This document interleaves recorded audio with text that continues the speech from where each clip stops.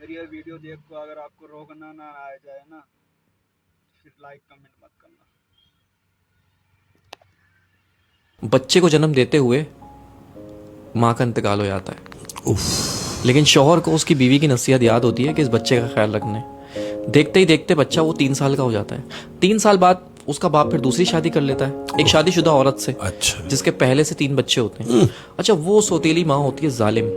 वो उस यतीम बच्चे पे बहुत जुल्म करती है।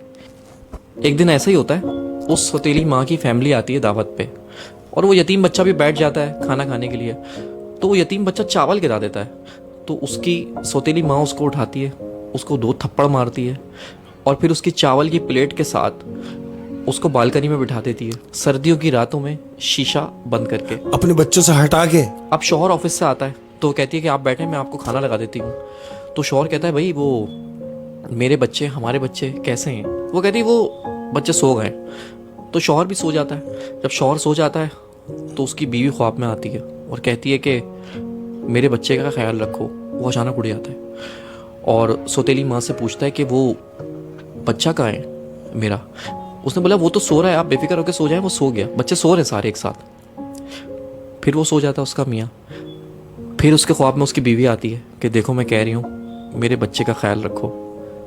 तो फिर उठ जाता है और फिर उससे पूछता है कि वो बच्चा कहाँ है, बच्चे सब खैरियत से हैं?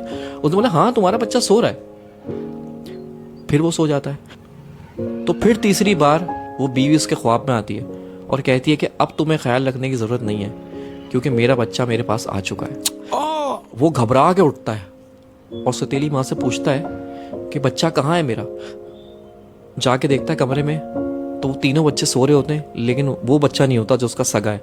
वो उसको पर याद आता है उसकी माँ को कि मैंने तो उसको बालकनी में बंद कर दिया था बाहर। हाँ। तो जैसे ही जाके वो बालकनी का शीशा खोलता है तो वो 3 साल का बच्चा चावल की प्लेट लेके और अपना मुंह घुटनों के अंदर दबा के बैठा हुआ होता है। जब बाप उसको जाके हिलाता है तो वो मर चुका होता है।